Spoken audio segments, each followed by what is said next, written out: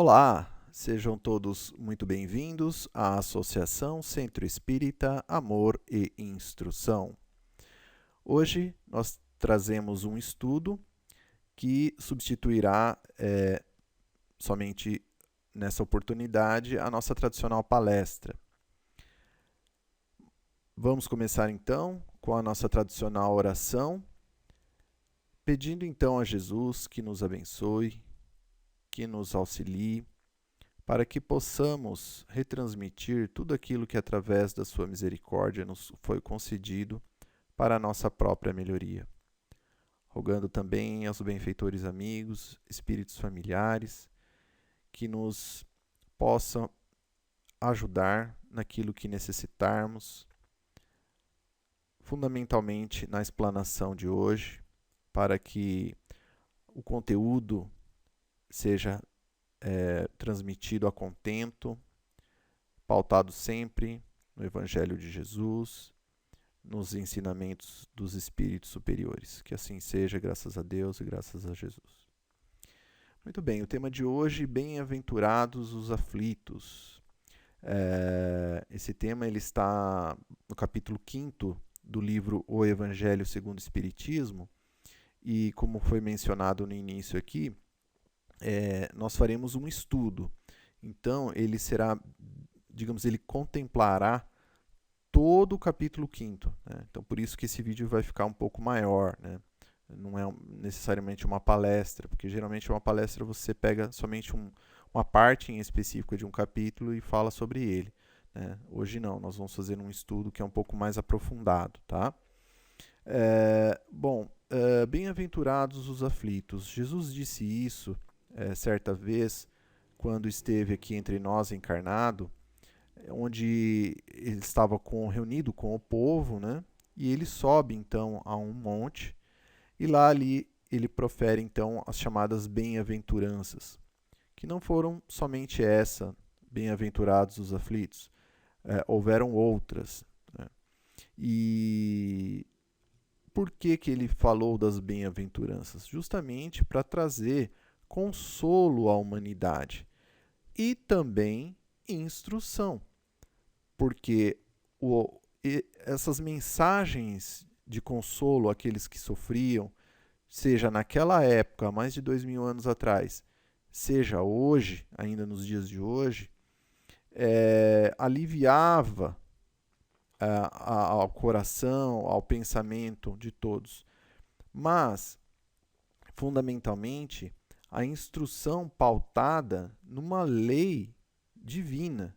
Então, tem uma básica até mesmo, científica.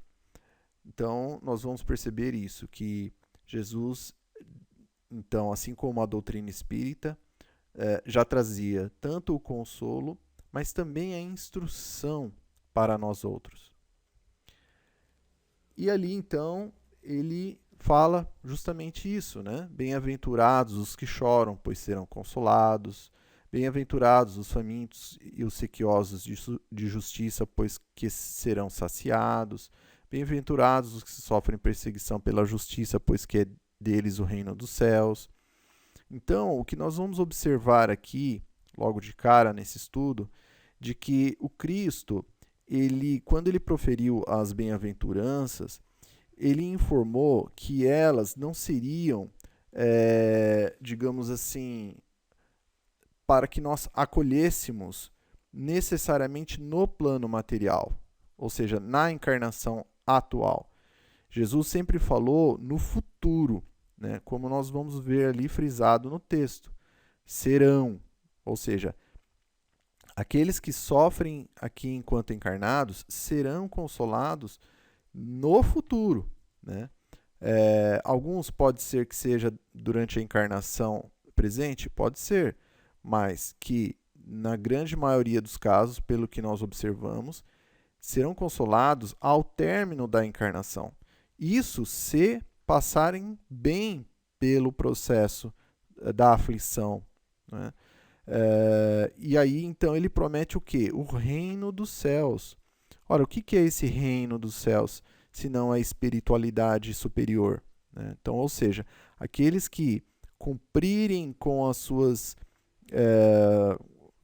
digamos assim, com as suas aflições, que nós veremos à frente, que não nos são dadas puramente por vontade de Deus, assim, mas principalmente porque nós, digamos assim, as constituímos, né, através da forma com que nós agimos.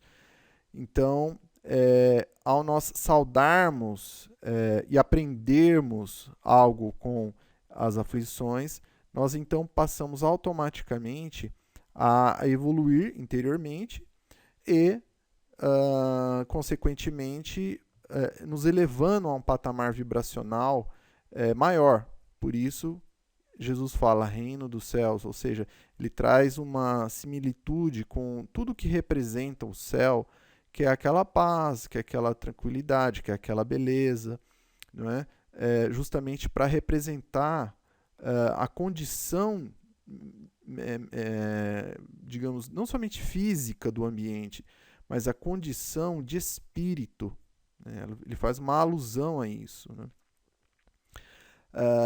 E aí então vem essa pergunta, né? Por que Deus permite quadros aflitivos como este? Ou seja, em que na vida tal qual nós a conhecemos, alguns poucos privilegiados detêm de toda a riqueza, não é? Enquanto boa parte da humanidade vive em extrema pobreza, né? Até mesmo mulheres, crianças, né? Algo assim que realmente parece injustificável. Mas por que Deus permite? Não somente no sentido econômico, mas se nós formos ver também em outros exemplos, sejam eles quais forem, né? Preconceitos de raça ou preconceitos de condição cultural, enfim, são muitos quadros aflitivos que as pessoas passam, né? Todos nós passamos, em certa oportunidade, por um quadro aflitivo desse. Agora, por que Deus permite isso, né? Onde está, então, a justiça e o amor de Deus nessas condições, né? Onde está o equilíbrio? Onde está onde é que Deus se revela através dessa aparente injustiça, né? Então, para que a gente possa compreender melhor, nós extrair, né, por incrível que pareça, a justiça das aflições, nós necessitamos enxergar um pouco além, ou seja, não somente ver o presente, a encarnação atual, não somente restringir o nosso olhar, que não seria puramente físico, mas também o olhar, digamos, da mente, no sentido racional, de análise e de razão, enxergar além dos fatos presentes, né? E procurar as causas dessas aflições, que se elas não estão na encarnação presente, ela possivelmente está numa pretérita. Né? E não somente a questão das aflições, claro, não podemos restringir exclusivamente as questões adquiridas, né, de encarnações passadas. Muitas, como os próprios espíritos nos relatam, elas têm início na própria encarnação presente. Então, na encarnação atual, nós, digamos assim, plantamos alguma atitude que mais adiante, né, na própria encarnação atual, a gente acaba recebendo esse reflexo, nos causando aí algum tipo de aflição, né? Então, por exemplo, um exemplo assim banal do dia a dia, uma pessoa que na juventude traiu, por exemplo, a companheira ou o companheiro e que depois, passados algumas décadas, acaba recebendo, digamos assim, esse mesmo tipo de atitude de uma outra pessoa, né? Então, nós vamos perceber que há também na própria encarnação justamente essa passagem por certas aflições.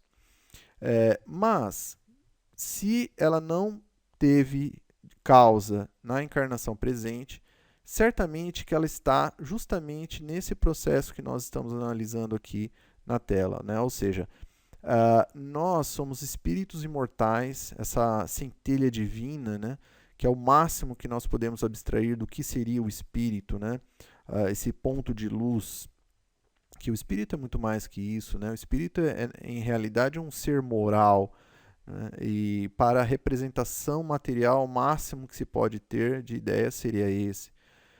Mas a questão é, nessa viagem que o espírito realiza, né? Ora tomando um corpo numa determinada nacionalidade, ora numa morfologia, seja masculina, seja feminina, com esquecimento do passado, claro, para que possa viver aquela, digamos assim, experiência daquela determinada morfologia que é necessária para a sua evolução. Mas nesse processo, né, o que será entre uma encarnação e outra? O que será que esse espírito desempenhou, realizou durante esse tempo, né?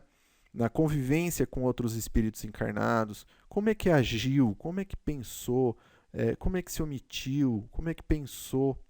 Será que foi dentro das leis de Deus ou foi fora das leis de Deus?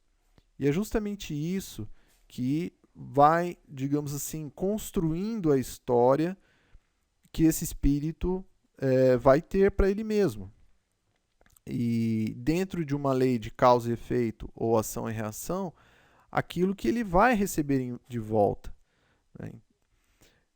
Então, os espíritos nos ensinam que dos males da vida, né, eles podem ser então provas, que geralmente ocorrem mais para espíritos que já estão mais depurados, e as expiações, que são mais focadas, digamos assim, aos espíritos em desalinho às leis de Deus, né?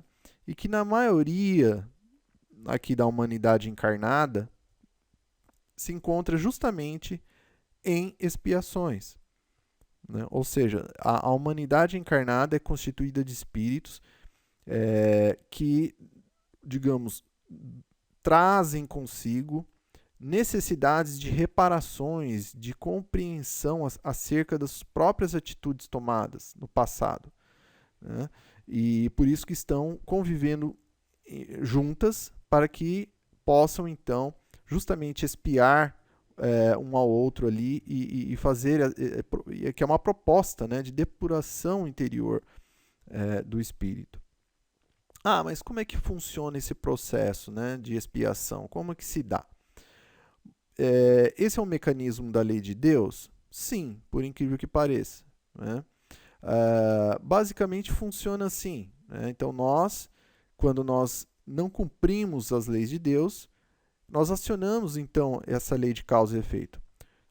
É bem verdade que o oposto também ocorre. Então, por exemplo, se eu cumpro as leis de Deus, eu também estou causando, né, ou praticando um efeito que vai ter então uma reação, né, também, não é?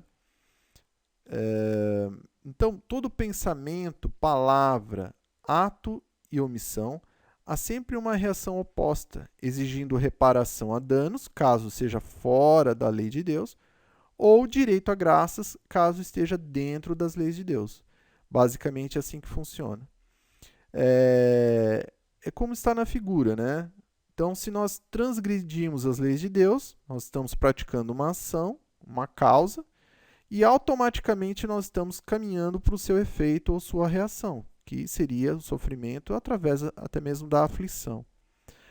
Mas Deus castiga então? Não, né? Deus não castiga. Esse é um método pedagógico que Deus instituiu, né, na criação para a nossa própria evolução. E basicamente funciona assim. Como é que nós vamos aprender se algo ele é bom ou ruim se nós não passarmos pelo efeito daquilo que nós mesmos, digamos, emanamos certa oportunidade durante o tempo, né? Então, ou seja, não há aquelas pessoas que a gente até conhece que só aprende quando, digamos, acontece com elas determinada coisa que elas fazem para os outros, Então, basicamente, funciona assim. Nós aprendemos efetivamente quando nós sentimos aquilo que nós emanamos para o outro, né? Então, não é a lei de causa e efeito, ela não basicamente está instituída por Deus justamente, unicamente para nos punir, né?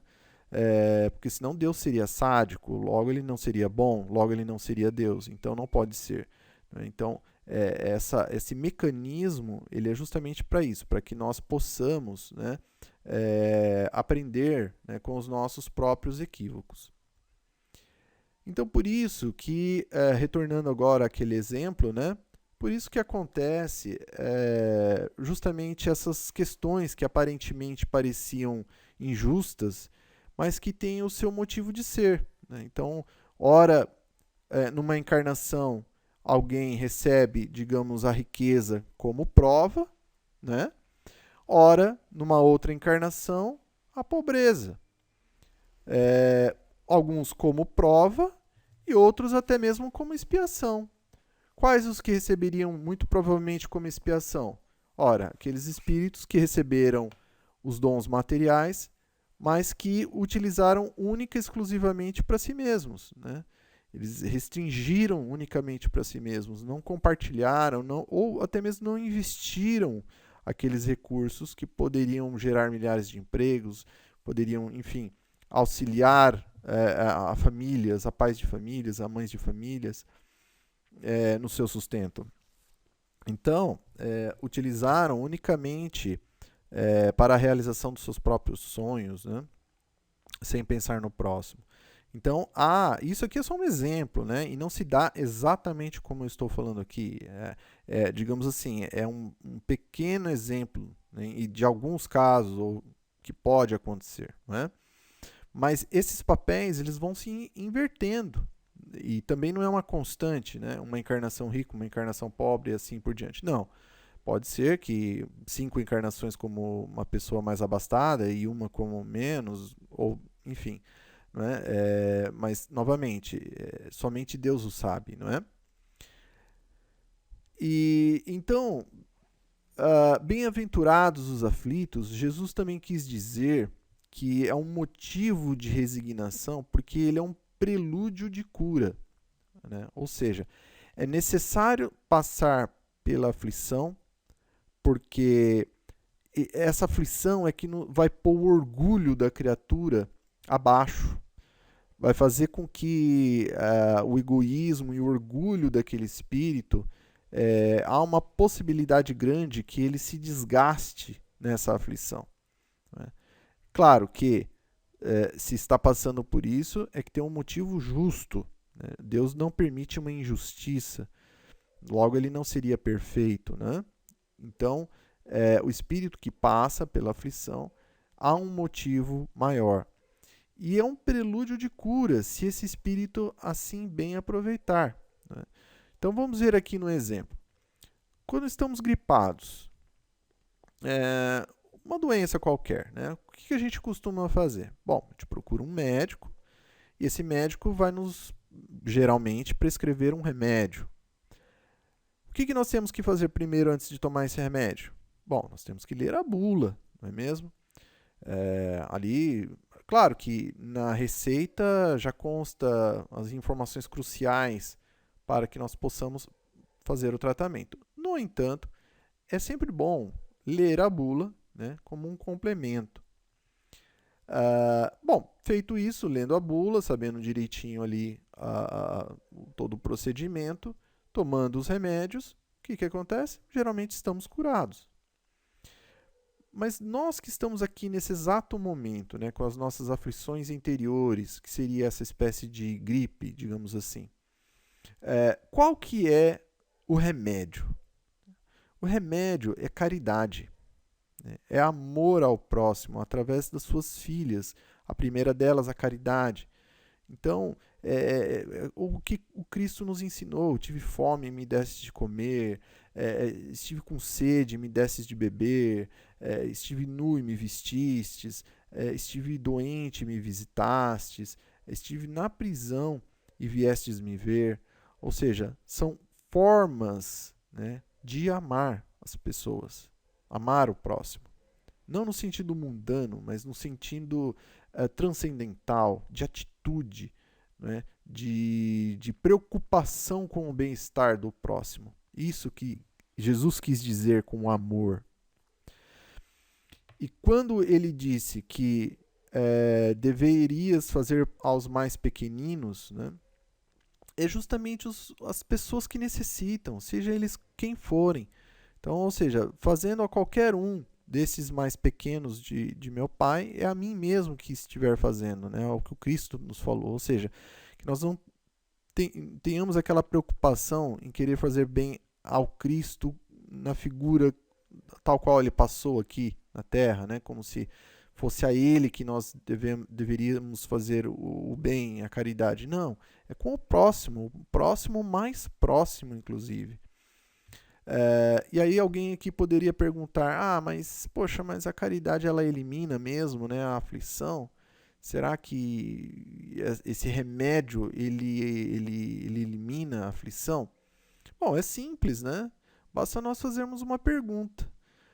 Alguém que já aqui estudou a biografia de Allan Kardec ou de Bezerra de Menezes, alguém já ouviu falar ambos com amargura, com tristeza, que são tipos de aflição também, né? Alguém aqui já viu? Não, né? Ou Cristo, por exemplo, né, com falta de fé, ou Chico Xavier, né, o maior médium do século XX, que está também até o momento do século XXI, com depressão, que também, ambas aqui são uma espécie de aflição. Não, né? Por que não? Ora, porque as suas existências eram voltadas todas para a caridade, para o bem do próximo, né? No limite das suas forças, no limite das suas capacidades intelectuais e morais. Então nós, assim, estamos convidados também a fazer o mesmo, né? E qual que é a nossa bula? Qual que é a nossa bula aqui, desse remédio que nós já apresentamos, que é a caridade? Ora, é a codificação espírita em primeiro lugar. Então nós precisamos ler os 5 livros básicos e fundamentais da doutrina espírita, que são a Gênese, o Livro dos Espíritos, o Livro dos Médiuns, o Céu e o Inferno e o Evangelho segundo o Espiritismo. Alguns que já leram a codificação, há muitas outras obras de Allan Kardec essenciais para nosso conhecimento. Só ali na Revista Espírita nós temos mais de 5 volumes contando basicamente os bastidores ali da elaboração da codificação, com relatos dos espíritos, que são assim altamente instrutivos para a compreensão até mesmo da doutrina espírita. E muitas outras obras, como o que é o espiritismo, a questão da obsessão, enfim, são muitas obras importantes. E aqueles que porventura pensem, mas Allan Kardec tem esse olhar assim, de sério, né? Possivelmente eu não vou conseguir entender o que ele está falando. Não pensem assim, né? Por que não? Kardec ele foi um pedagogo. Logo, a linguagem que ele utilizou nas obras é de muito acessível compreensão. Então, todos que são letrados ou não podem sim compreender. E aqueles que, não, mas eu já estudei Kardec e tudo. Tá, então vamos lá nas obras complementares, que são, certamente, em primeiríssimo lugar, todas elas psicografadas por Francisco Cândido Xavier, né? São altamente consoladoras e altamente instrutivas dentro da doutrina espírita. Só aqui nós temos mais de 400 livros. Então nós poderíamos passar aí várias encarnações que ainda não conseguiríamos abranger aí, as obras complementares. Mas são fundamentais, né, para que a gente possa entender efetivamente o que é e o que não é espiritismo. Temos também, claro, as obras de um grande médium, né, baiano, Divaldo Pereira Franco, que também há mais de 200 obras de elevado teor doutrinário também, muito relevantes e muito importantes. O curso da doutrina espírita, né, de preferência lido e cursado no centro espírita. Por quê? Ali há um espaço de troca de ideias, o estudo mais sistematizado, mais técnico, mais fundamentalmente dentro da doutrina espírita. Então é muito relevante isso, né? Então, ou seja, tudo isso é a nossa bula, né, do remédio que nós vamos posteriormente executar no dia a dia, né, que é a caridade. E aí, então, o Cristo nos fala aqui, então, sobre as bem-aventuranças, né, e bem-aventurados os aflitos, que pode ser também traduzido da seguinte forma, como uma espécie de pagamento. Porque, como nós vimos aqui no começo da explanação desse estudo, essas encarnações que nós estamos tendo, né, e com certeza muitos equívocos foram, digamos, praticados durante essas encarnações passadas e até mesmo dentro dessa encarnação presente, ela é como toda essa causa, né, que nós, digamos, colocamos para nós mesmos na nossa consciência, né, alguns até mesmo chamam de karma, né, que é um termo mais assim oriental, né, um termo mais utilizado ali na Índia, enfim, nos países orientais. Então, toda essa bagagem que nós trazemos, digamos, da consciência, né, que nos aponta ali os equívocos, é como se fosse uma dívida moral mesmo, né, para com o próximo, para conosco mesmo, né. E essa dívida moral é como se fosse, se nós fizéssemos uma correlação a um exemplo físico, financeiro, ela é como se fosse essa montanha de dinheiro, né? Ou seja, ela é uma dívida enorme, uma dívida que nós assim levaríamos milhares e milhares de anos para saldá-la. E aí, então, nós olhamos para nós mesmos, né? E deixa eu ver aqui se eu tenho digamos, algumas moedas de caridade, de amor, efetivamente plantada por mim mesmo para alguém, né? E para mim e para alguém. E eu vejo que basicamente não há nada nessa carteira. Então imagine a gente pagar aquela montanha de dinheiro com a nossa carteira vazia, né? E aí então esse credor, né, que examina ali o nosso débito, que é extenso, né, são várias e várias páginas ali, digamos assim. E aí quem seria esse credor? Claro, né, a nossa consciência, que é a assinatura de Deus em nós, que nos aponta ali essa multidão de pecados, né? E Deus, então, ele dá uma espécie assim de benfeitoria para nós, que a gente não, que somente o pai, né, que somente uma mãe pode dar a um filho ou a uma filha, né? Que é praticamente a quitação desse volume imenso, pagando apenas algumas pequenas notas, né, desse volume total.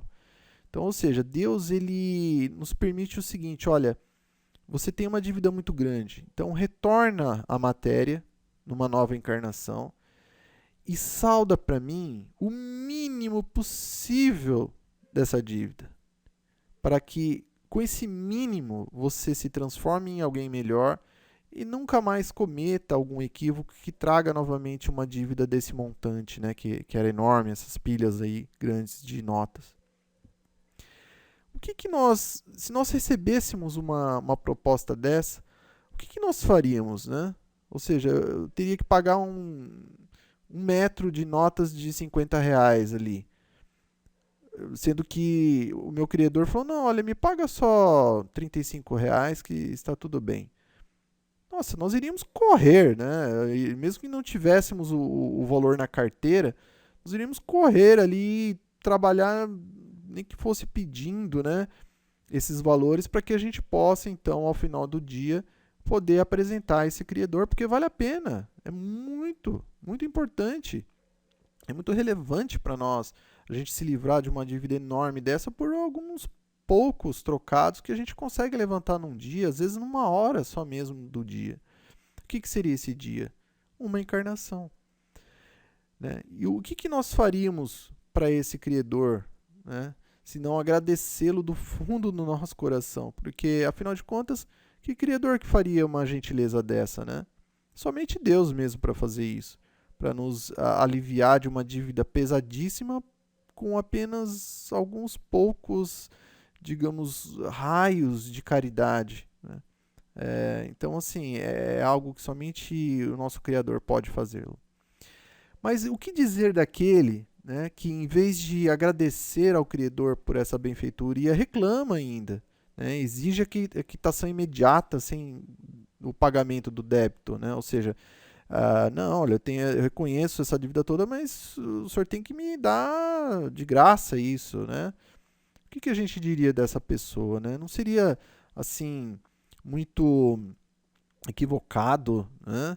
Não merecia ser preso até que quite o último centavo dessa dívida? Certamente que sim, né? Então, basicamente esse exemplo abstrato que foi dado fala disso, né? Que Deus nos deu então essa encarnação atual para que nós pudéssemos quitar esse débito com a sua parte mais ínfima, ou seja, a menor parte possível dessa dívida.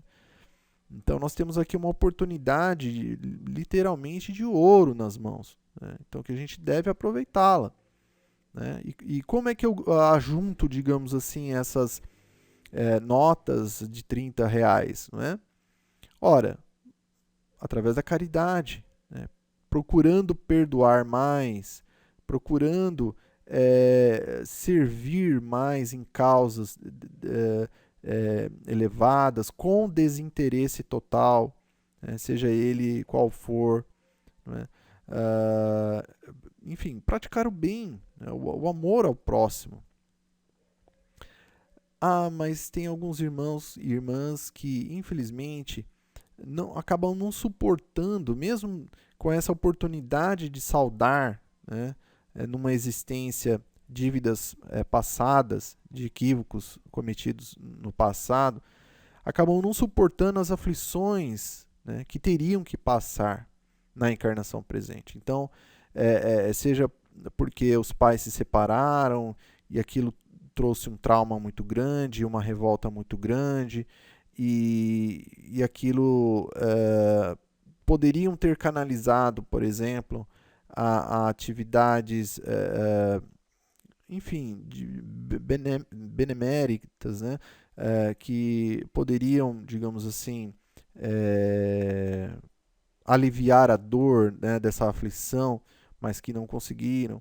Outros porque viram as suas invenções, né, serem utilizados para o mal, e aquilo lhes causou assim uma dor muito grande, a ponto de também procurarem ali no suicídio.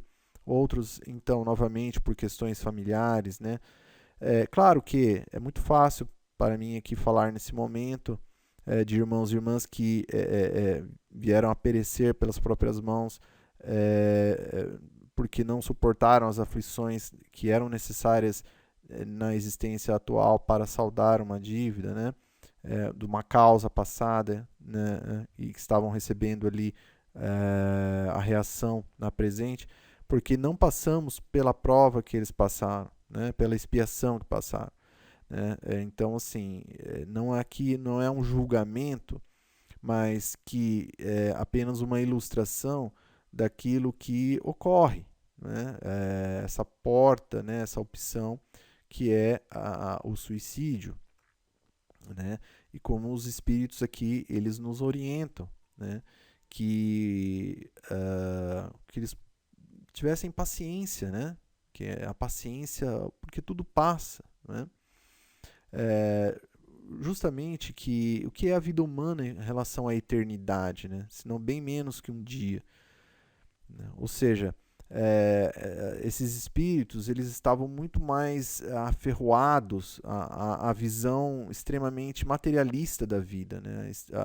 A visão da matéria, ou seja, da aflição, da dor que lhes causavam no âmago, no sentido até mesmo material, o que os possibilitou, né, a tomada aí da decisão do suicídio. Mas que se eles procurassem, né, se nós, na verdade, procurássemos, né, vamos falar assim, a humanidade, procurar, por exemplo, com o Espiritismo também, ele saberia, por exemplo, que essa vida é apenas passageira, que ela é muito rápida, que essa aflição não vai ser para sempre, e que se ela procurar justamente praticar a caridade, o amor ao próximo, vai aliviar as suas aflições, e que vai conseguir passar por elas com mais facilidade. E que há a continuidade da existência posteriormente. Isso alivia muito o espírito encarnado que passa por aflições. Porque justamente que ao, por exemplo, ler lá no céu, o céu e o inferno, que o suicídio é um obstáculo. Então, ou seja, novamente, ao conhecer o conteúdo das leis de Deus, vai, digamos, além dessa bula, né, vai descobrir justamente informações como esta, que o suicídio é um obstáculo, e vai procurar evitá-lo, porque vai tomar conhecimento, né, de que esse caminho ele não é, real, ele não vai aliviar a aflição. Justamente, ele vai amplificar a aflição. Por quê? Sabendo, tomando conhecimento de que é um espírito imortal e que sobrevive ao corpo físico, ora, se tentar fugir pelo suicídio, tanto o problema vai persistir, né, lá no plano espiritual, como vai agravar mais ainda pelo fato justamente de ter deixado a existência física antes do período planejado. Então, ou seja, vai adicionar mais um fator ainda. Então, ou seja, o conhecimento, né, das leis de Deus vai auxiliar até mesmo nesse sentido. E o que levou, né, aos espíritos superiores dizerem justamente isso, né, que o desânimo então é uma falta. Então, ou seja, não somente o suicídio é um equívoco, mas o próprio desânimo, né, o que faz com que nós devemos procurar sempre a prece para nos elevar, procurarmos dar um dia após o outro, né? Nada melhor que um novo dia, um novo raio de sol, para que a gente possa ver as coisas por outro prisma, aquela oração que nos livra daqueles pensamentos de visão de túnel, de que não há saída, né? Pessoas, né, que a espiritualidade nos encaminha para que nos dê alguma ideia, né, que a gente não possa estar enxergando ali para aliviar as nossas aflições. Até mesmo porque nós temos que lembrar o seguinte, que o Deus ele não dá cruzes em ombros fracos, ou seja, ele só permite a cruz que nós conseguimos suportar. E quando aqui falamos de cruz, não é aquela cruz física, né, feita de madeira, que no caso do Cristo ele carregou, mas aquilo ali ele é muito mais agora para nós como uma simbologia.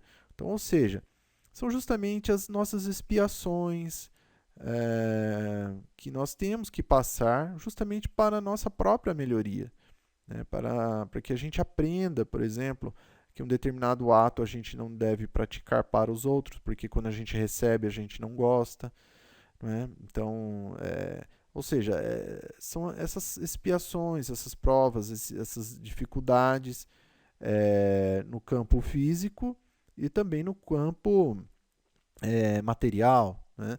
Então, não somente, por exemplo, quando uma pessoa que nos é cara desencarna, então fica aquela dificuldade moral, né, de poder compreender, de poder suportar, continuar existindo longe daquela pessoa naquele momento, pelo menos, né, aqui na matéria. Ou aquela dificuldade material, por exemplo, uma falta de recurso financeiro, a falta de um trabalho. Então, entender aquela dificuldade como, poxa, será que no passado eu tive a oportunidade de gerar emprego e renda para as pessoas e não fiz? E hoje você vê, né? Estou justamente do lado contrário, né? Estou vivendo uma sociedade em que uma outra pessoa também não está dando essa condição e que eu preciso agora, né? Então, ou seja, a gente vai justamente tendo que viver com essas cruzes, não para nos punir, mas principalmente para que nós venhamos a aprender algo positivo com elas, né? E que nunca é para sempre, é por um período, né? É somente pelo período necessário para que nós venhamos a ter esse aprendizado. Inclusive, quanto mais rápido nós, digamos, assimilarmos positivamente essa instrução, ela tende ao quê? A desaparecer, né? Há aquela ajuda justamente porque nós já aprendemos, então a gente já passa de ano, digamos assim, né? Como se fosse na escola. Então nós devemos agir como o militar que está lá no quartel, né? Na verdade, ele não gosta de viver no quartel, né? Por quê? Afinal de contas, ele é preparado para estar aonde? Num ambiente, digamos, em que ele coloque tudo aquilo que aprendeu, né? Ou seja, ele precisa do campo de batalha, né, para ganhar o quê? Uma medalha, uma honra, não é? E aonde é esse campo de batalha, agora no sentido aqui espiritual, né, de aprendizado interior? Justamente o quê? Com os nossos irmãos e irmãs no dia a dia. Seja onde for, seja no centro espírita, no trabalho, na escola, na rua, em qualquer lugar, né?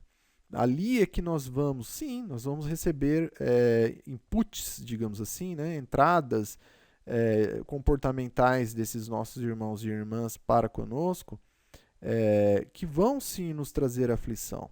Não é? Assim como muitas vezes nós o fazemos também para com outros, né? Mas é justamente nessa interação que, ainda assim, recebendo essas cargas aflitivas, é que nós vamos o quê? A saber melhor como agir, né? Nessa possibilidade que nós vamos poder justamente mostrar os nossos valores morais, né, pautados nas leis de Deus. Então, que a causa do sofrimento, né, é justamente essa, que nós até comentamos no início aqui do estudo de hoje, que é dominar esse ímpeto, né, da impaciência, da cólera, do desespero. Ou seja, a causa do sofrimento é como se fosse uma espécie assim de bastão, em que ele vai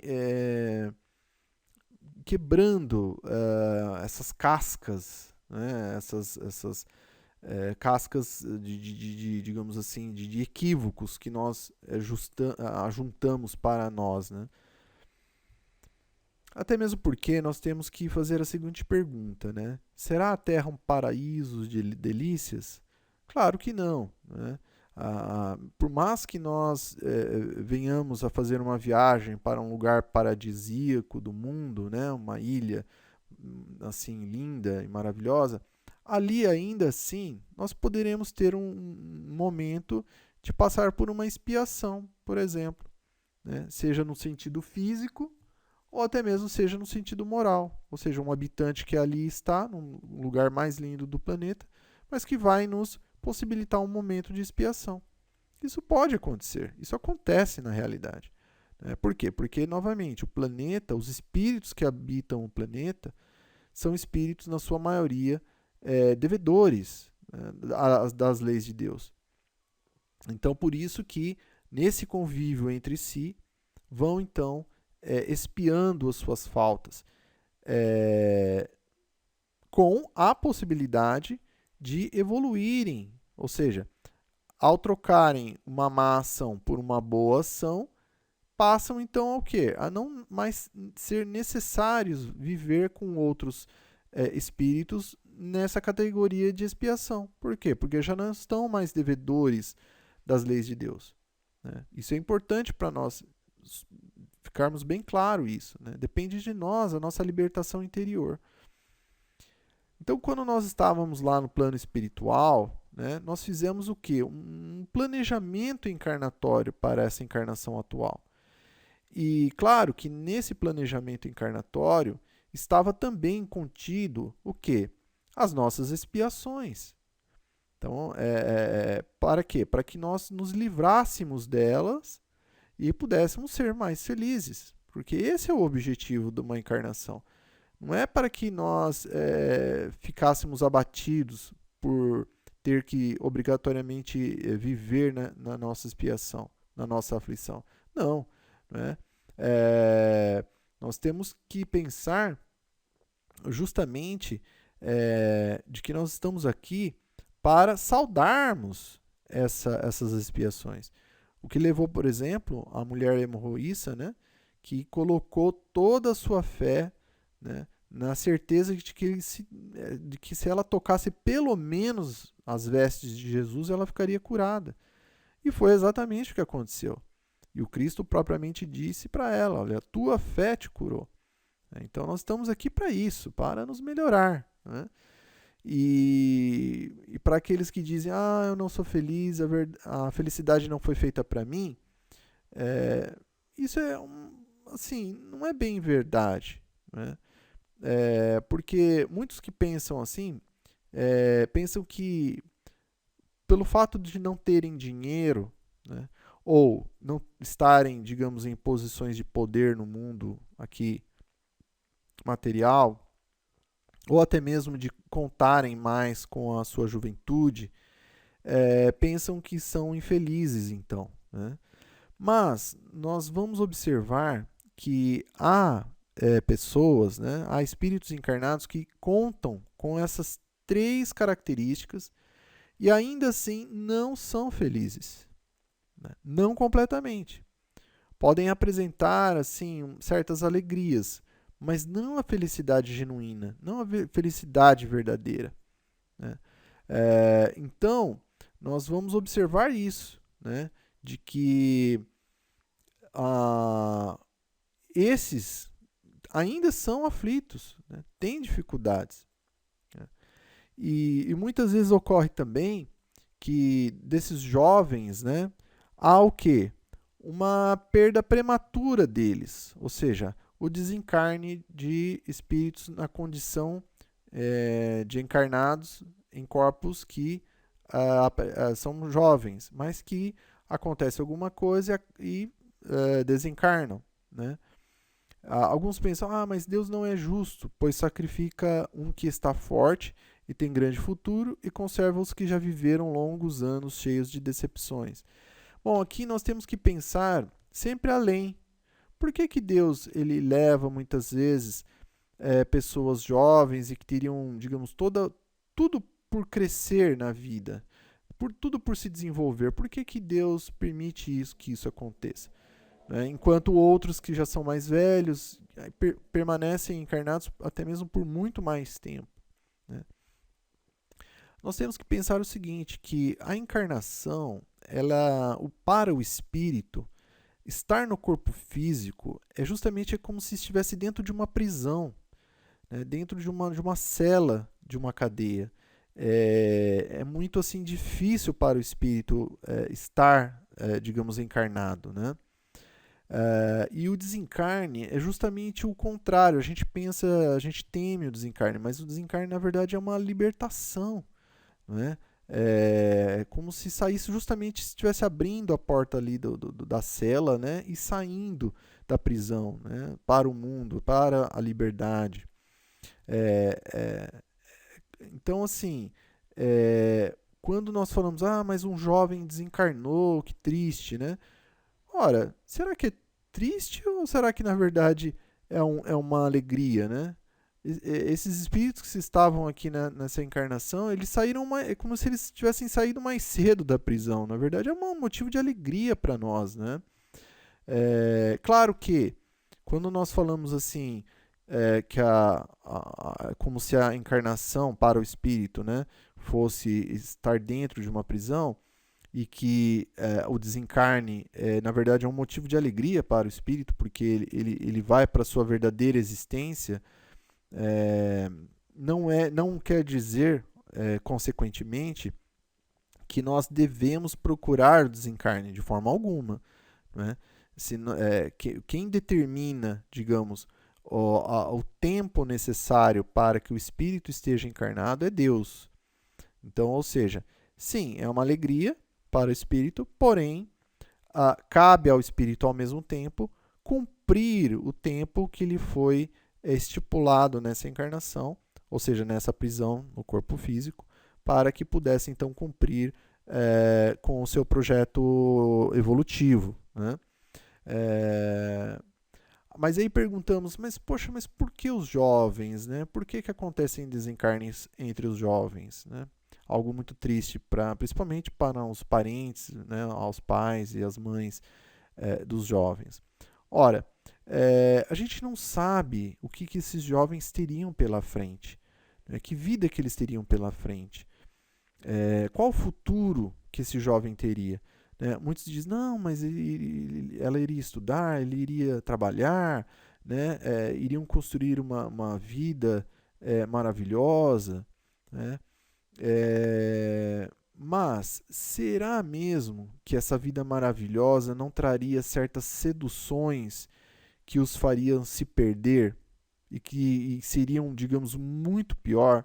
Ou seja, toda essa suposta alegria, né, que se poderia se proporcionar através do estudo, de um bom trabalho, de muito dinheiro e acabando comprando, por exemplo, bens ou acabando tendo acesso a determinados tipos até mesmo de drogas, né, vai saber, de bebidas ou enfim, outros tipos de drogas, que poderia os colocar, por exemplo, no exemplo aqui da tela, em digamos, uma situação muito mais difícil no futuro, quando adultos. Então é justamente isso, né, que muitas vezes pode ter sido um dos motivos de Deus ter retirado aquele espírito ainda jovem do corpo físico, para que ele não passasse por dificuldades que ele não deveria passar, né? Então, nós podemos pensar também dessa forma, né?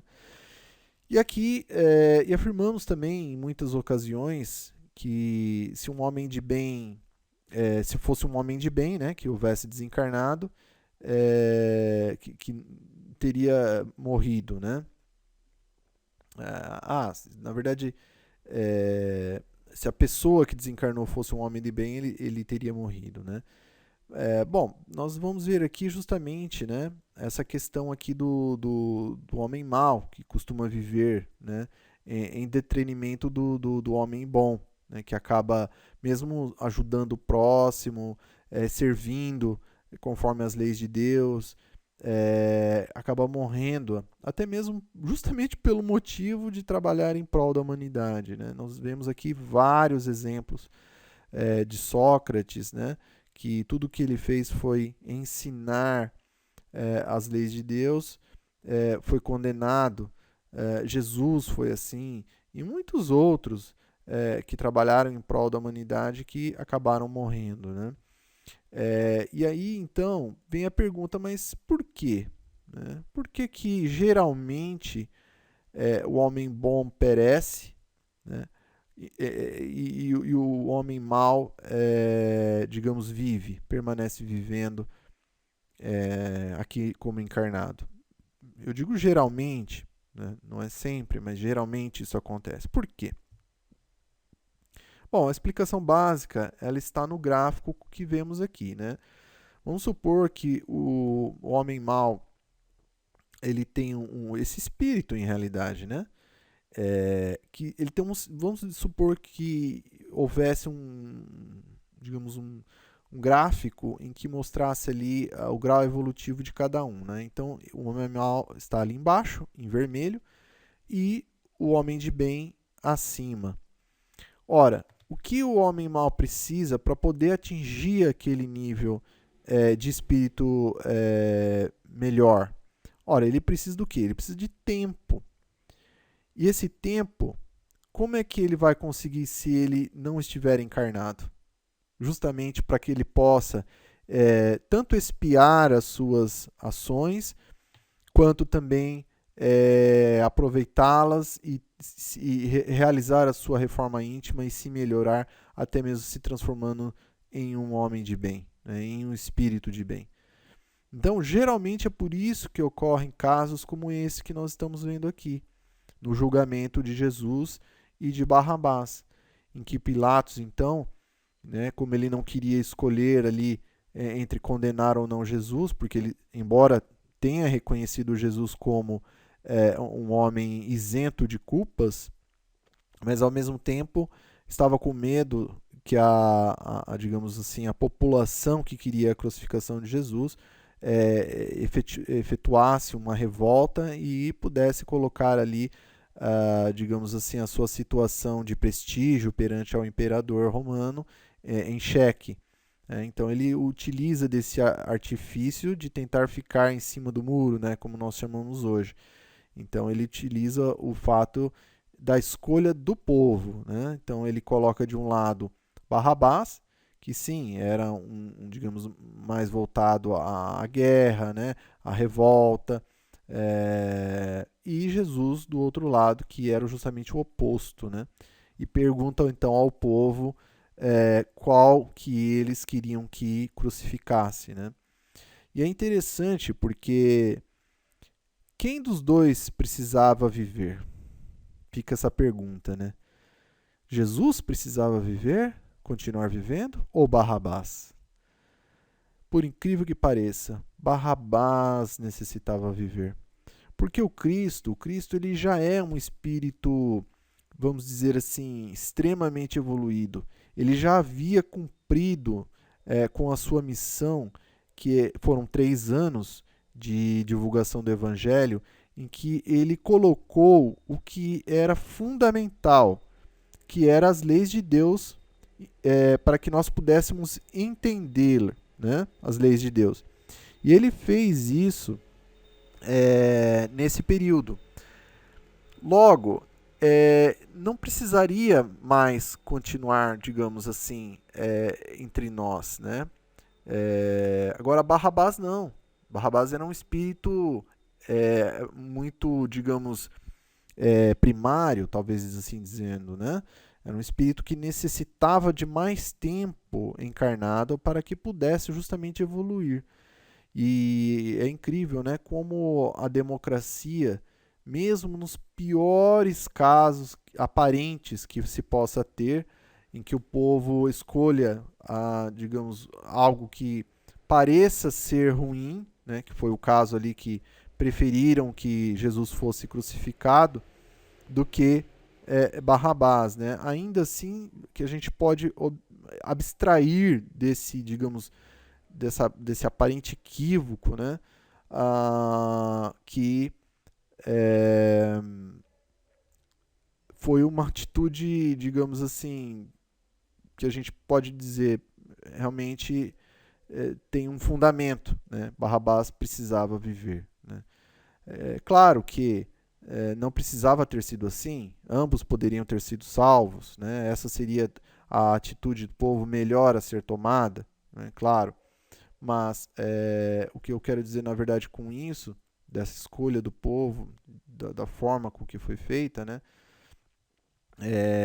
Ela reflete o que, ainda assim, por mais equivocada que foi, ainda assim ela reflete algo, digamos que foi possível aproveitar para o bem, né? Ou seja, Barrabás precisava viver.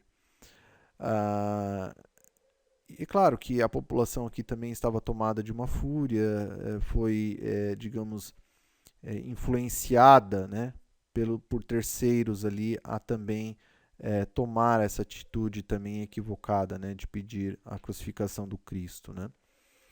Mas e com relação aos invejosos, né?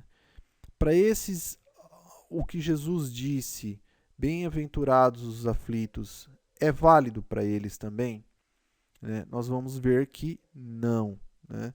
Então, aqueles que são invejosos, aquelas pessoas que não toleram o sucesso das outras, que sempre estão vigiando as outras e com aquele pensamento equivocado de que só elas estão corretas, que os outros não estão, enfim, que não aceitam o sucesso das outras. Então, para elas, bem-aventurados os aflitos, não é válido. Por quê? Porque as suas preocupações não são aquelas que têm no céu, né, como objetivo, né? Ou seja, elas estão vendo o bem para elas próprias e não para o próximo, né?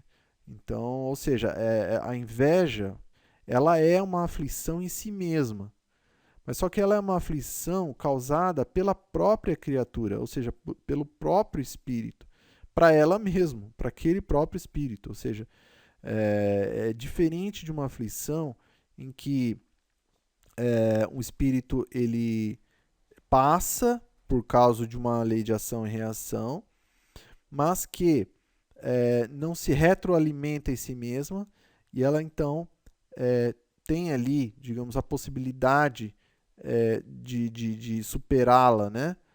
Através da aceitação e do trabalho do bem como reparação. Né? O invejoso não. Ele permanece naquilo. Né? Então é uma aflição causada para si mesmo. E retornando àquela questão, né, que tratamos agora há pouco da perda de pessoas, né, quando desencarnam os jovens e que causa ali uma aflição muito grande, principalmente nos pais. A gente retorna aqui falando então agora da desgraça real, né? O que seria essa desgraça real? Muitos pensam que muitas vezes ela é representada pelo fogão sem o alimento, né? Mas só que se a gente for pensar bem, não é uma oportunidade de que isso nos incite a nós procurarmos praticar a caridade material na doação de alimentos.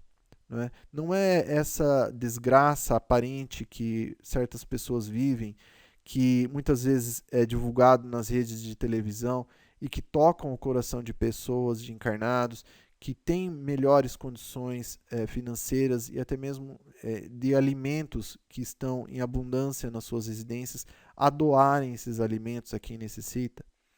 Né? Então, ou seja, será que realmente é uma desgraça total, né? É uma desgraça real? Ou não é talvez uma oportunidade também de, digamos, fazer com que esse alimento chegue a quem precise? Né?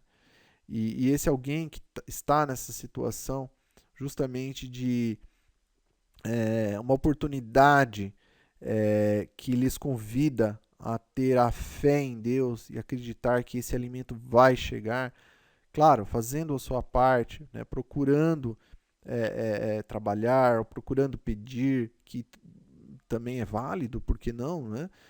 Ou procurando, digamos assim, fazer a sua parte e tendo fé em Deus e orando que esse alimento vai chegar.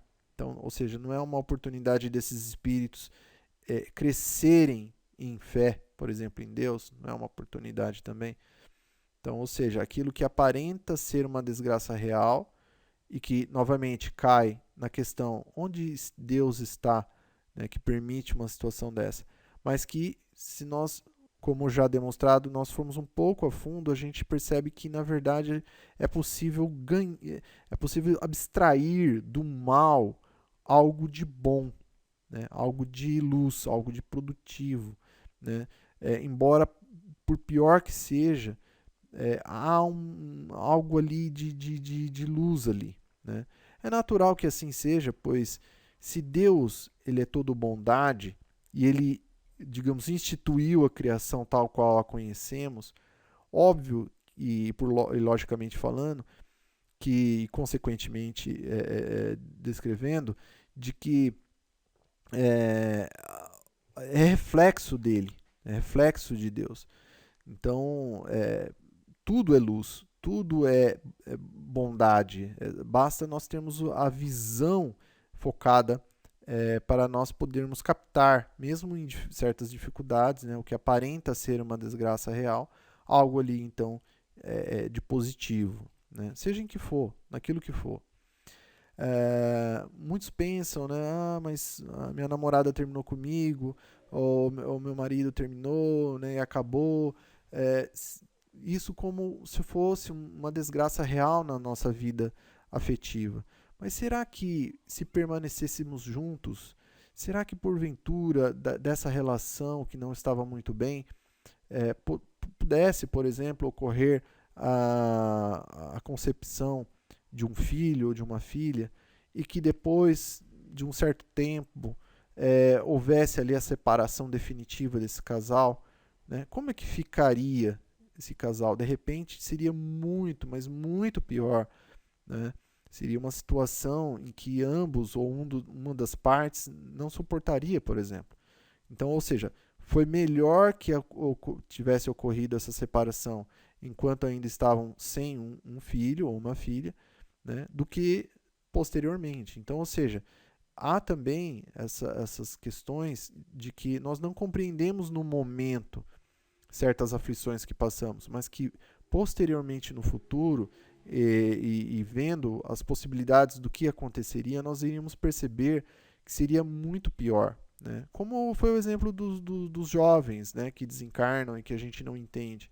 Né? Ou seja, todo aquele dinheiro que poderia comprar carros de luxo, né, parece uma vida melhor, né, uma vida futura, numa madureza melhor. Mas que você vê, ocorreu ali um acidente grave, né, e desencarnaram. Então, ou seja, será que não foi melhor, né, que tivesse acontecido esse desencarne antes? Né? Outros dizem, né, também que as tempestades que ocorrem, que não são boas, mas e o lado positivo, e o lado benéfico daquilo? Né? Então, basta nós procurarmos saber, nós vamos identificar nessa situação. Né? Então, nesse caso, por exemplo, ele saneia o ar, ele dissipa os miasmas insalubres que poderiam causar a morte. Então, em realidade, essa tempestade, sim, ela nos causa certas dificuldades e tudo, mas não foi antes uma felicidade do que uma infelicidade? Além do mais, ela não possibilitou, por exemplo, que tocasse o coração de outras pessoas no mundo todo para que pudessem, digamos, praticar a caridade e auxiliasse o outro povo, por exemplo, que passou por essa tempestade física mesmo, né, que estamos dizendo. Então, novamente, é mais um exemplo de que em toda e qualquer dificuldade que tenhamos passado ou que estamos passando, né, alguma aflição na nossa vida, de uma causa seja material ou de uma causa moral, e que nós venhamos a tentar fazer esse processo de reflexão e nós vamos abstrair ali algo positivo, algo de bom dela.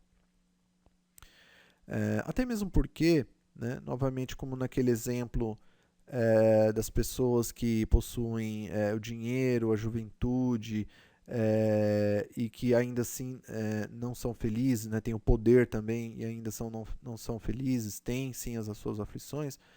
A mesma coisa acontece muitas vezes conosco, que embora tendo a juventude, o poder, o dinheiro, né, a fama, ainda assim nós somos tocados, né, de uma melancolia interior, né, aquela muitas vezes quando não há aflição aparente, mas ao mesmo tempo há aquele sentimento de vazio existencial, de uma insatisfação interior, de uma busca por algo que a gente ainda não sabe o que é, embora se tenha tudo, se tenha alimento, se tenha uma casa, se tenha um carro bom, se tenha um trabalho, digamos, de status na sociedade, ainda assim falta alguma coisa, né? Lá no íntimo da criatura, né?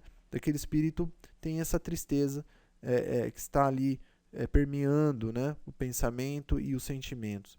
Ora, isso se deve justamente também ao que estávamos comentando agora há pouco, relativo a essa prisão que é o corpo físico e que o espírito muitas vezes essa tristeza ela vem justamente disso, dessa sensação de estar contido.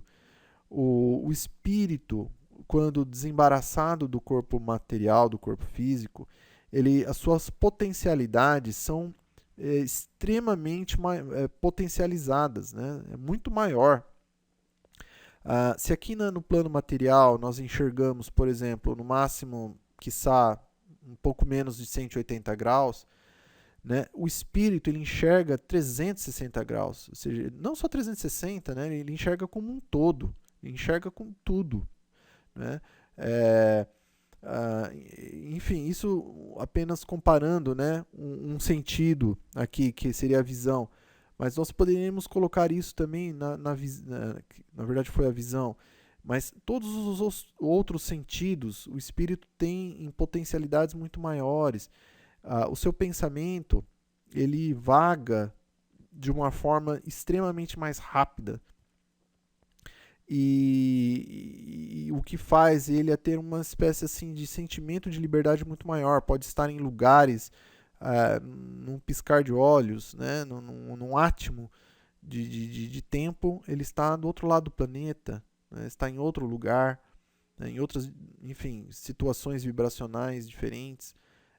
Então, para o espírito, viver a sua essência, né, a verdadeira vida que é no plano espiritual, é uma liberdade que aqui no corpo material não se tem tanto, né? Ou seja, é mais restrito, né? Ali naqueles sentidos mais materializados, mais densos, mais limitados. E novamente, né, não quer dizer que tenhamos que procurar o desencarne para atingir essa felicidade, de forma alguma. Né? Tanto que nós já vimos que o suicídio ele é equivocado, né? Porque não se vivenciou o planejamento encarnatório que nos foi dado. Então, que somente Deus tem essa, digamos assim, essa possibilidade, né, de determinar o término da nossa existência atual. Mas aqui é mais para explicar justamente como se dá o motivo dessa tristeza interior que às vezes a gente é tomado. Embora se tenha tudo, né, há aquele sentimento de saciedade, né, de tristeza. Justamente o espírito que está ali, né, triste por estar nessa condição encarnado, tendo que suportar muitas vezes questões tanto materiais quanto morais, né, nas suas expiações, e que não tem condições. Né? É como se fosse literalmente um preso dentro de um presídio, numa cela, que não sabe que não vai poder sair e por muito tempo ainda. Né? Mas então vem o que? Aqui as provas voluntárias. Não é? Por que se fala aqui de provas voluntárias? Porque se tem muitas pessoas que, embora não apresentem ter aflições aparentes, né, ou naquele momento, de repente, elas procuram justamente provas voluntárias, ou seja, elas procuram aflições, né, por algum motivo. Né? E aí então vem a seguinte pergunta, né? Perguntai se é lícito ao homem abrandar suas próprias provas. Se é lícito? Sim. Né? Ou seja, as nossas provas, as nossas expiações, nós devemos, assim, obrigatoriamente cumpri-las integralmente pelo tempo que se planejou? Não. Ou seja, nós até mesmo devemos, né, o quê? Procurar saudá-las o quanto antes possível. Cabe a nós escolhermos. Né? Se nós procurarmos, então, agir dentro das leis de Deus, pronto. É o que nós estaremos fazendo. Então, sim, é lícito abrandar as suas próprias provas. Né? E aquele outro, né, que aqui no exemplo fala, né, que se afoga cuidar de salvar-se. Aquele em quem um espinho entrou, retirá-lo. Ao que está doente, chamar um médico. Sim, então é lícito nós abrandarmos as nossas provas. Mas é bem claro dizer abrandar e não retirar, e não terminar, e não se esquivar, melhor dizendo, nas nossas próprias provas. Né? Então, o mérito ele consiste em sofrer sem murmurar. Né?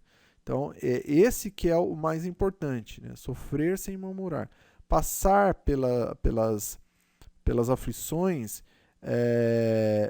pelo contrário, né? Orando, perseverando. Isso é que nos faz justamente crescer com aquela oportunidade da aflição. Muito diverso é o que ocorre quando o homem impõe a si mesmo sofrimentos para o alívio do seu próximo. Ou seja, Ao contrário daqueles que procuram uma aflição por questões banais, né, por questões até mesmo mais de caráter, às vezes até mesmo representativo, né, como aquelas pessoas que fazem aquela simulação em que o Cristo teve que passar pelas chibatadas, pela crucificação. Existe em certos povos essa cultura de que para, digamos assim, não é apenas se sentirem como Jesus, mas procuram essas aflições, né, de caráter físico. Então simulam em si mesmos tudo o que Jesus passou, até mesmo a crucificação, né? Então aqui os espíritos nos ensinam o seguinte, que martirizar voluntariamente o próprio corpo é contravir a lei de Deus, né? Que ele dá esses meios, ou seja, a saúde do corpo físico, para nos sustentar e fortalecer, e não para enfraquecê-lo sem necessidade e sem um verdadeiro, digamos assim, objetivo benéfico para nós e para os outros. Então, ou seja, o que é importante efetivamente é usarmos essa benfeitoria, essa máquina que é o corpo físico, saudável, mantê-la dessa forma e utilizá-la no benefício de nós próprios e do próximo. Que esse sim, né, quando nós impomos esse trabalho, né, esse sacrifício, essa aflição, digamos assim, mas que resulta num benefício para nós e para o próximo, que aí sim, esse é importante. Né? O outro não. Porque o outro, que benefício produz para alguém? Nenhum. Uma pessoa que, digamos assim, digamos assim, simula, né, toda a passagem que o Jesus teve, recebendo chibatadas, depois sendo crucificado. Ele está o quê? Simplesmente apenas torturando seu próprio corpo, né, diminuindo as suas energias, mas que benefício efetivo ele está trazendo para alguém? Nenhum. Então, que não é esse o verdadeiro, digamos assim, silício, né? O verdadeiro bem, digamos assim, se afligir por alguém é justamente trabalhar por esse alguém, trazendo algo produtivo. Né? Então, estive nu, me vestistes, né? Estive com sede, me destes de beber. Ou seja, trabalhar a caridade. Né? E que o verdadeiro silício, né, ele é o quê? É justamente melhor a gente se enrijizar, né, contra uma dor de uma injúria, de uma calúnia, que ali sim, né, está o verdadeiro silício. Ou seja, ali sim está essa nossa aflição bem aproveitada. Né? Quando a gente recebe a injúria e a calúnia, e em vez de retribuir na mesma moeda, nós retribuímos, por exemplo, com o perdão e a misericórdia. Né? Então, isso é o verdadeiro, digamos assim, ato produtivo para o próximo e para nós mesmos. E aí que entra um outro caso também muito importante, né? Relativo à aflição que alguém passe. Então, há uma parte ali, né, que há a seguinte pergunta: deve alguém pôr término, né, às provas do seu próximo quando o possa, ou deve, para respeitar os desígnios de Deus, deixar que sigam seu curso? Então, fica essa pergunta aí que Kardec fez. E os espíritos respondem o seguinte: todos, sem exceção, deveis esforçai-vos por abrandar a expiação dos vossos semelhantes. Quem responde isso é o espírito Bernardino, né, a Kardec. Isso está lá no Livro dos Espíritos. Então, que sim, ou seja, nós devemos auxiliar a abrandar o término da expiação dos vossos semelhantes, dos nossos semelhantes. Até mesmo por que isso? Porque a gente não sabe quando é que termina essa expiação do semelhante. Se a gente pensar, não, eu tenho que deixar lá o outro sofrer, né, passar a aflição dele lá, porque está na lei dele, ele causou isso, então ele está agora recebendo para ele, para sua própria melhoria, então eu vou deixar lá porque é da lei de Deus. Não, não é assim. Por quê? Porque nós não sabemos qual que é o término. Quando é que vai ser o término daquela expiação? Né? Muitas vezes a expiação dele termina justamente quando alguém vai lá ajudá-lo. Esse é o término. Então, sim, que nós devemos então auxiliar o próximo nas suas aflições. Agora, ajudar o próximo nas aflições não significa, novamente, retirá-lo dessa aflição, caso ele ainda tenha que passar, como é o caso aqui da eutanásia. Ou seja, se há um irmão ou uma irmã em situação grave de saúde num hospital, que nós não devemos jamais pensar em abreviar essa aflição, eliminando-as da existência presente atual. Né? Por quê? Porque está nos desígnios de Deus ainda, através da lei de ação e reação. Há uma expiação ali acontecendo, há uma prova ali acontecendo. Então, quem determina o fim dessa prova ou dessa expiação é Deus. O que nós devemos, sim, é auxiliar o melhor que nós pudermos. Pode ser que desse auxílio termine essa expiação, ou pode ser não, que continue. Mas aí é uma questão que Deus, assim, sabe, né? E não nós, que somos criaturas, que não sabemos basicamente de nada. Né? E aí fica essa pergunta: quem vos daria o direito de prejulgar os desígnios de Deus? Não é mesmo? Ou seja, a gente desconhece as reflexões que o Espírito faz quando está numa situação dessa, uma situação difícil, né? De aflição, numa cama de hospital ali, prestes a desencarnar. Então, às vezes, apenas um único segundo de um espírito encarnado nessa situação, que ele se mantiver ali ainda encarnado, mesmo que nessa dificuldade, nesse transe, né, que é a agonia, digamos assim, pode vir a salvá-lo, a sua existência, simplesmente assim. E não somente a existência do corpo físico, mas a existência do espírito para todo sempre. Porque ali naquele segundo, muitas vezes ele pode tomar uma atitude, digamos assim, que pode alterar a sua maneira de ver as coisas, a sua maneira posterior de agir, de sentir. Então, se é permitido aquilo, tem um motivo de ser. Né? A gente não sabe, então, as reflexões que o espírito faz numa situação dessa. Por isso que a eutanásia ela não deve ser praticada de forma alguma. E é uma pena que os materialistas, né, infelizmente, eles só enxergam o corpo. E claro que se eles enxergando o corpo, eles só vão ver o quê? O sofrimento, a dor, a aflição ali no seu sentido material. Mas eles se esquecem que existe o espírito, e esse espírito está ali. Né, e tem um motivo, digamos assim, dessa luta entre o espírito e a matéria ali, nesse processos últimos, né, da existência naquele corpo moribundo, em que ele faz essas reflexões, muitas vezes alguma atitude que ele tomou naquela encarnação, que aquela dor o faz com que reflita sobre aquilo, né, mesmo não querendo, e nessa luta interior acaba tomando uma atitude melhor e salvando ele dele mesmo, ou ela dela mesma. Né?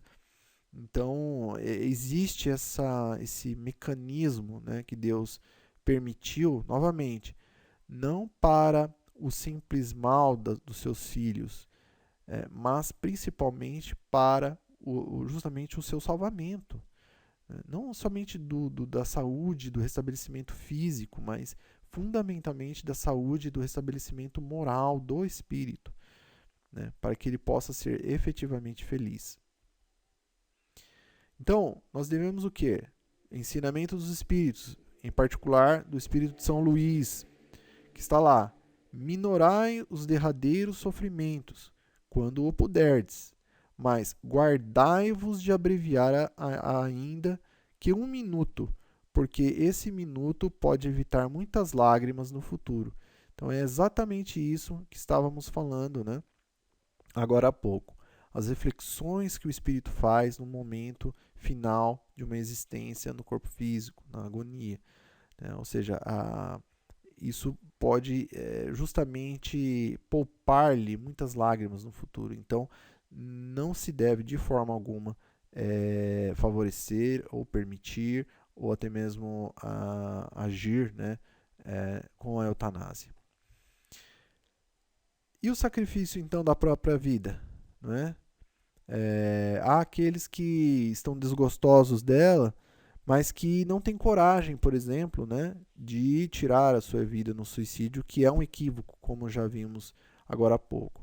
E que tentam, então, fazer com que outros o façam por ele, né, ou por ela. O equívoco é o mesmo. Por quê? Porque a intenção partiu daquele espírito, ou seja, a intenção é a mesma.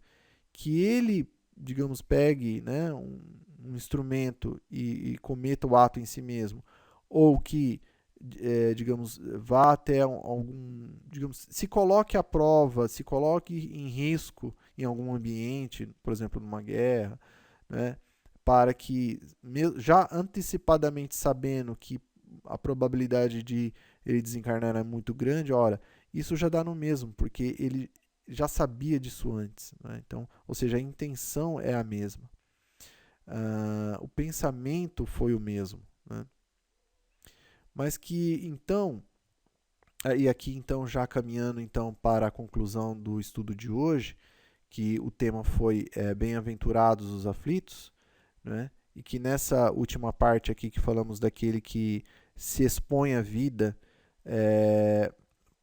sem, digamos assim, sabendo de antemão que haveria probabilidade muito grande de desencarnar porque estava, digamos, em aflição, e que cai da mesma forma que o suicida direto também cai no mesmo tipo de suicídio, né? Que seria o indireto, mas que tem a mesma, digamos assim, estaria no mesmo patamar, porque a intenção foi a mesma, né? Ele já sabia antecipadamente. A gente encaminha então agora para o encerramento, em que fala-se então, né, do mais importante aqui, né, concluindo aqui, a conclusão, de que o sofrimento, a aflição que porventura nós venhamos a passar, seja ele qual for, né, a perda de um ente querido, ou de um trabalho que nos era caro, ou da nossa saúde, ou das nossas possibilidades financeiras, enfim, sejam elas quais forem, tanto material quanto moralmente. Se nós procurarmos